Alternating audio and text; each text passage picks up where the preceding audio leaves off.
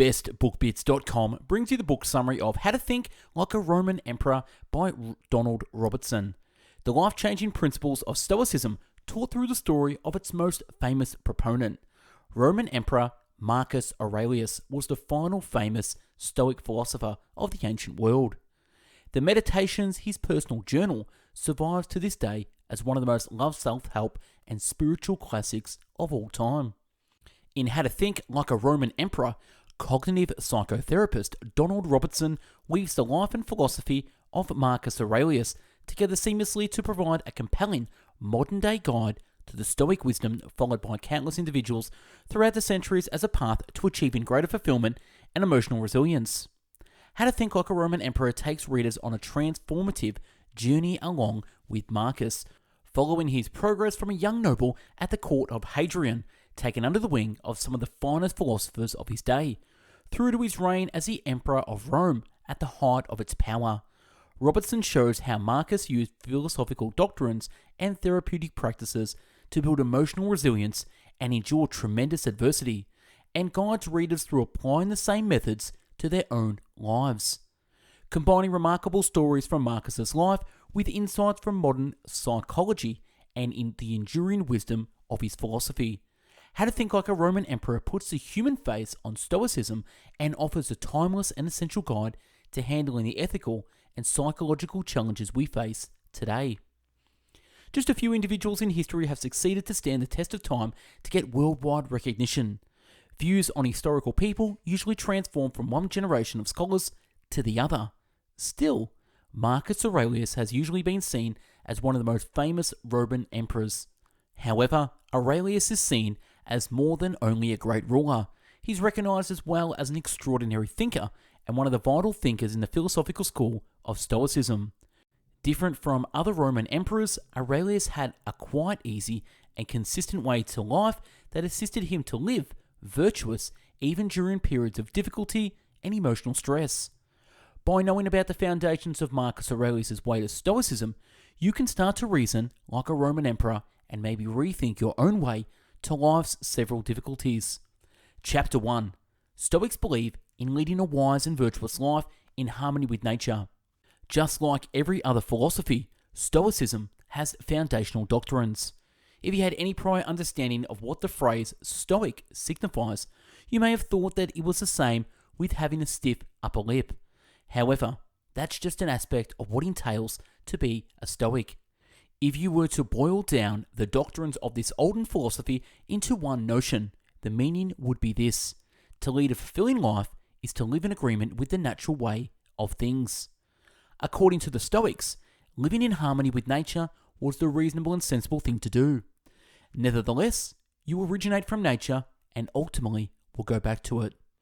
Therefore, while you are still living, the wise and virtuous thing to do is to act in agreement with nature. According to a Stoic, a significant aspect of living in harmony with nature is admitting fate as it is, not as it ought to be or might be. Men such as Marcus Aurelius assume that the life they were dealt with was only as good as any other life for which they could hope. To reason otherwise would be irrational and unreasonable. This doesn't signify that Stoics experience life without having favourites. A Stoic, just like every other person, would choose to be healthy instead of being sick, and rich and resourceful instead of being poor. But the Stoics assume that everyone, whether rich and strong or sick and poor, has the exact same nature flowing through them and must live wisely and virtuously regardless of their current situations. As a matter of fact, it's usually the rich and successful individuals who don't live virtuously, a fact that didn't leave Marcus Aurelius, as well as other ancient Stoics, is that rich and powerful individuals usually wasted their lives running after pleasures that eventually made them sad, barely virtuous living. However, according to Stoicism, what precisely is virtue? Also, what is the reason why it is significant to live virtuously in the first place? Chapter 2, Forming a Connection with Virtue, offers a consistent behavioural compass on which to depend on, regardless of what life throws at you. The majority of people would most likely to choose to live a virtuous life. But the actual idea of virtue is not just difficult to pinpoint, but can as well be very hard to stick to on a daily basis. When you check olden Stoic writings, you'll see that they describe 4 cardinal virtues, which are wisdom, morality, courage, and moderation. These virtues are what led you to a harmonious life where you embrace yourself and other people as citizens of the world, also where you gracefully embrace the external situations you can't control. Sounds easy enough? Right. Actually, in practice, these principles are difficult to accomplish, particularly if we're thinking about a society as a whole and a prolonged times of stressful situations. And still, these are the actual doctrines upon which Marcus Aurelius has meditated and tenets on which he lived his life. From a really tender age until his final breaths, he used these doctrines as a guiding light, and this was done through intentional cultivation as well as practicing. The Stoics believed that one could form a sense of virtue, and with ongoing training, embrace the preferred positive features. You don't have to be perfect because every Stoic will agree with being fallible. However, that doesn't signify that we can't keep on trying to be better and focus on those ideals. Those don't signify that we can't keep on trying to be better and focus on those ideals. Therefore, how can a person practice and train to be a good Stoic? It can be hard, however. It's essentially about selecting the right direction when the situation occurs. Usually we're given the chance to decide, and the practice comes in proceeding to pick the behavior that is wise, moral, courageous, and moderate. This is the way of the Stoic. Through practice, you can form the habit of picking self-restraint and delayed gratification over fast and simple pleasures.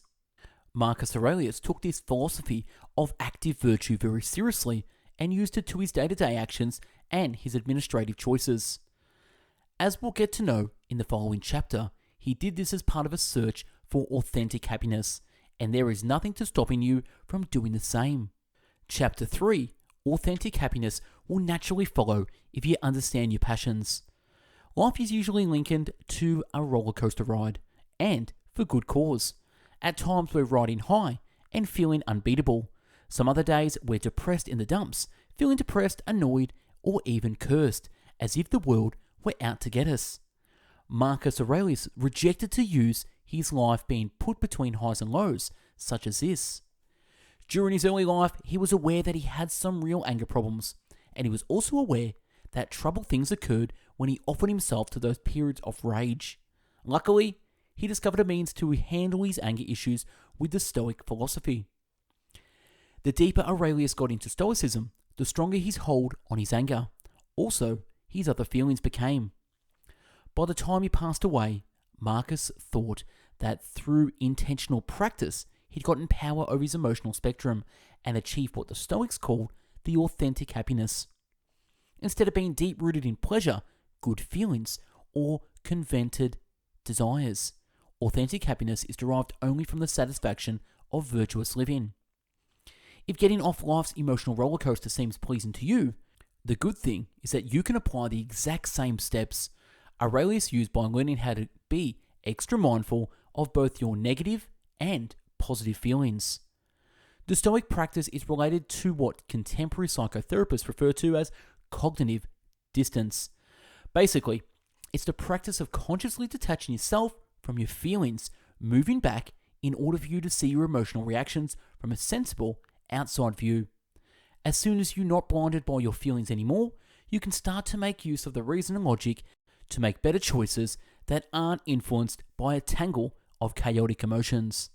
Therefore, when next you feel as if you're getting angry, impeding your ability to make rational choices, identify this feeling and detach yourself from it in order for you to see the circumstances as a dispassionate third party. When you recognize your anger as well as your passions as if it were owned by another person, you can detest to react rationally, or rather react sensibly at your own speed. When you feel as if life's roller coaster is taking you for a ride, imagine yourself standing strongly on the ground, observing from a safe space. Visualize looking up and saying, there is someone moving up and down, while letting go of the extreme emotions. The individual trapped on the roller coaster will respond to the shock and the pace of the ride. The individual on the ground will feel authentic happiness all the time. Chapter 4, it doesn't make sense to wish for immortality since it's logically not possible.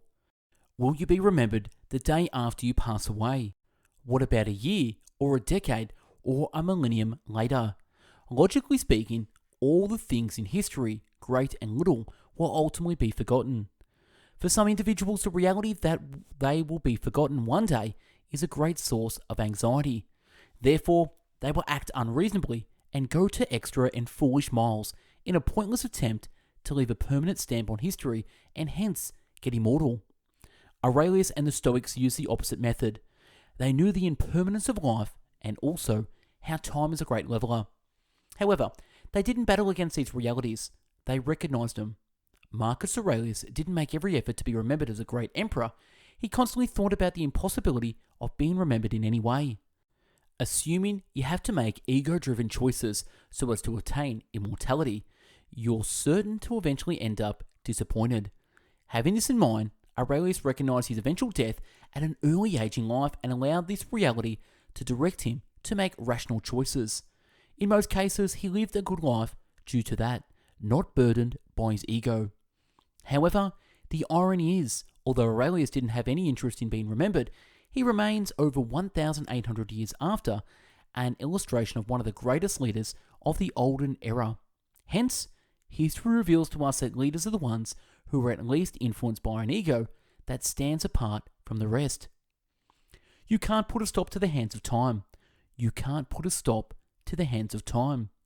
Regardless of how difficult you might have attempted to cheat death, all of us are led toward the exact same unavoidable end, one means or another. The Stoics, as well as Aurelius, were really aware of this, and hence they thought of death together with all the other decisions they were given in life, as they could either die well or terribly. With day-to-day practice, Aurelius progressively became at ease with the reality of life and death. He made use of meditations about virtue as well as goodness to see him throughout his day-to-day choices. It was made obvious by his writing that this type of practice is a thing anybody can do, not only emperors. Chapter 5, The Philosophy of a Stoic, is not about suppression or passivity. It's a situation of deciding on personal responses wisely and embracing reality joyfully. There are many common misinterpretations about Stoicism. A lot of people believe that being Stoic entails concentrating on death and evading entertainment and pleasure. Also, some people believe that Stoics are all similar to Mr. Spock, unemotional, logic-obsessed, and boring. Part of these notions arises from the reality that a lot of the writings that Stoics have left behind have a tendency to be somewhat dry, with a matter-of-fact method that can feel passionless and repulsive.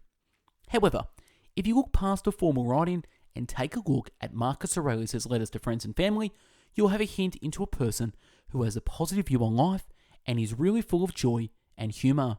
Also, we should not forget that this is also the view of someone who lived in a difficult existence that has a lot of unwanted responsibility, political disorder, physical illnesses, and the death of people he loved. However, those who were close to Marcus still talked about him as cheerful. As it is shown by his personal writings, being a Stoic didn't entail that Marcus Aurelius held back his emotions. Instead, he didn't allow himself to be controlled or influenced by them. As a matter of fact, the Stoics understood the exact same thing that contemporary psychologists agree upon nowadays, that it's psychologically destructive to hold back your emotion. Therefore, when you ponder about a person who's a Stoic, don't picture a person who is emotionless, dull, boring, and obsessed with personal virtue.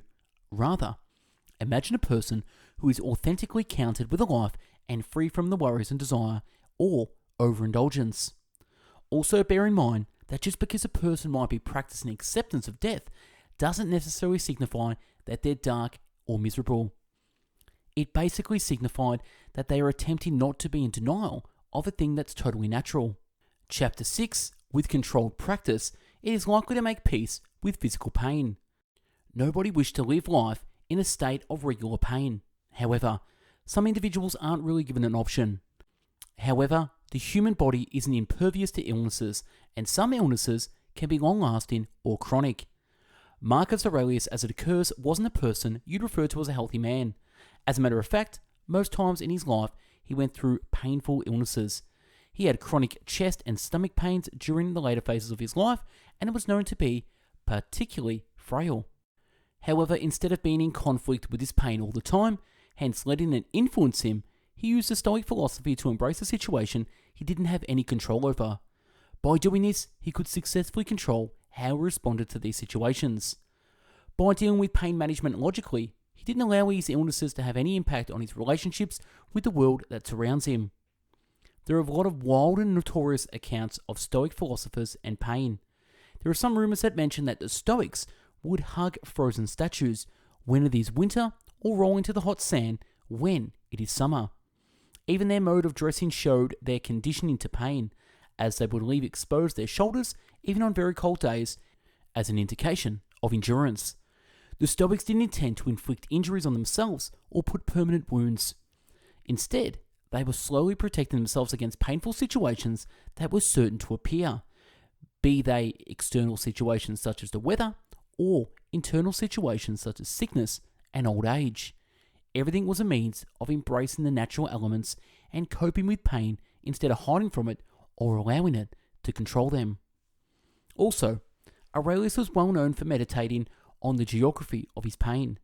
This entailed what if he was feeling pain in his foot, he would deliberately keep the pain in his foot and not allow it to infect or affect the remaining part of his body and his mind.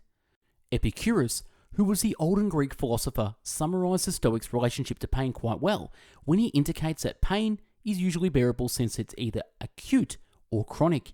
However, never both. Therefore, it's either short-term and tolerable or long-lasting and manageable.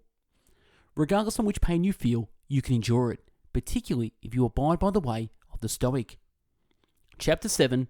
You'll relish the good things in life more when you understand the value of voluntary hardship. Although physical pain can be one of the most difficult distresses in life, hardship can appear in various different kinds over the course of a lifetime. The Stoics, as well as Aurelius, were aware that it was part of the human condition to desire things that were pleasurable and simple to achieve.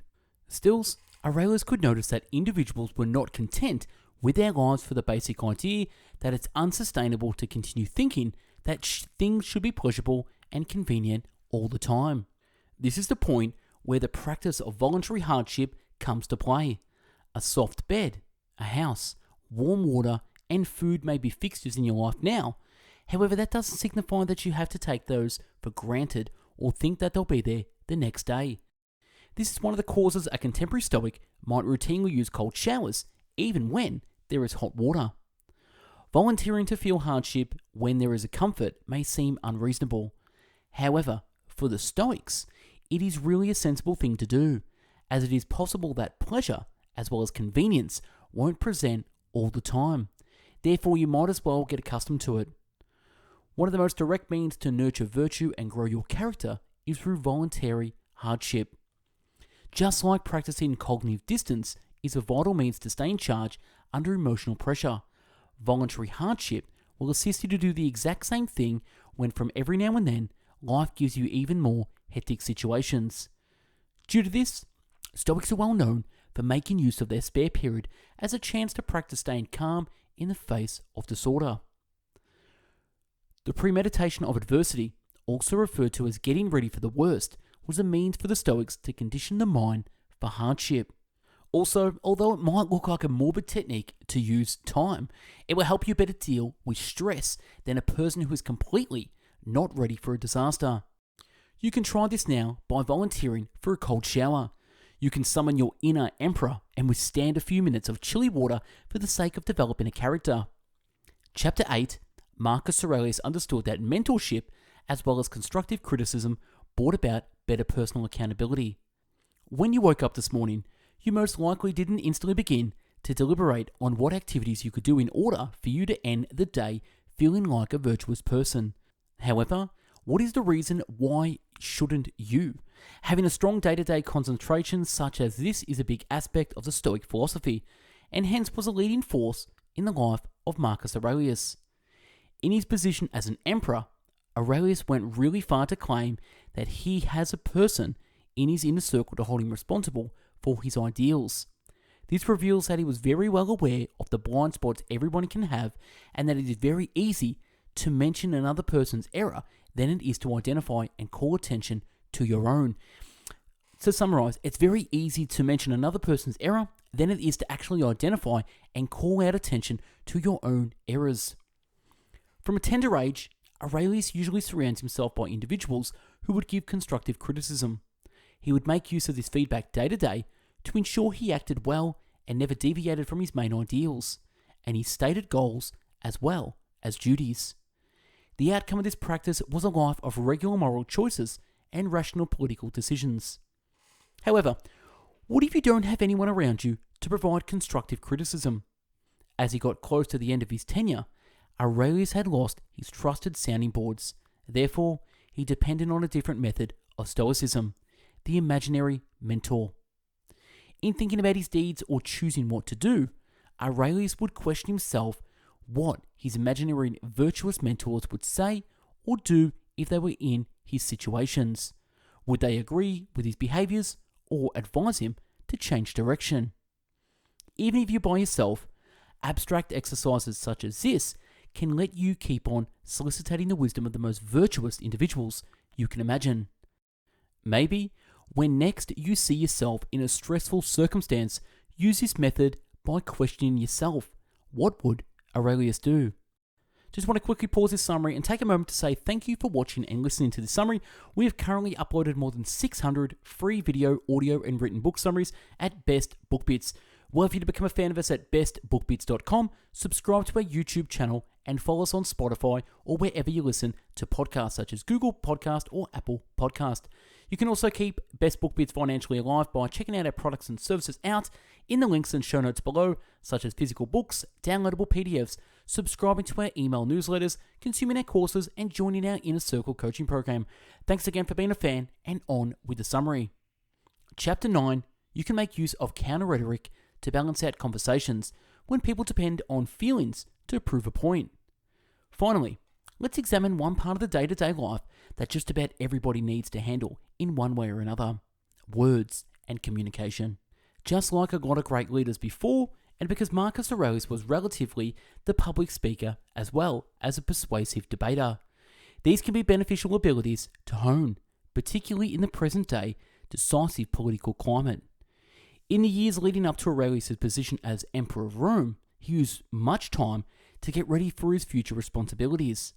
This compromised knowing about the value of rhetoric, which comprised of knowing how flowery as well as emotional phrases can be utilized to win arguments and to fuel the passions of the multitude while really saying nothing of significance. As a result of his belief in Stoic philosophy, Marcus rejected the study of these advanced verbal methods in preference of learning counter-rhetoric or anti-rhetoric, the habit of making use of plain and basic language that is simple to know. Although the rhetoric is great for making conflict as well as competition, the counter-rhetoric Aurelius utilized soothed people and formed a neutral ambience of realities, truth, and commonality. Eliminating the entire emotional triggers from his language entailed that he could talk with other people rather than being against them. Can you think of how significant it could be if present leaders started talking in this manner, or how less demanding the internet would be if people spoke to one another in manners that encouraged seeing each other eye to eye instead of butting heads? The Stoic mindset is different from the overdramatic, disastrous thinking that is informing many of this present public dialogue. A Stoic endeavours to talk objectively and wisely and without the verbal chaos or academic speak that exaggerates or clouds the truth. If you wish to reason just like a Roman emperor, it is beneficial to talk like one. For Marcus Aurelius, that entailed making use of phrases that solve conflicts instead of creating them. It was a vital aspect of his practice as a Stoic and as an individual who endeavoured to do the accurate and virtuous thing every moment and day to day. And that's wrapping the book summary on how to think like a Roman emperor. If you like this summary and want to download the PDF summary, click the link below to access this. If you want to become a contributor to Best Book Bits and become part of the community and family, read books, create summaries, and do audio recordings, email me at info@bestbookbits.com or DM me on Instagram at bestbookbits. You can also join our free book club at Facebook, and if you want me to do a book summary, comment, DM me, or email me as well. Thanks for watching and listening. Hope you got something from this. Go out there, have an amazing day. Take care. Bye-bye now.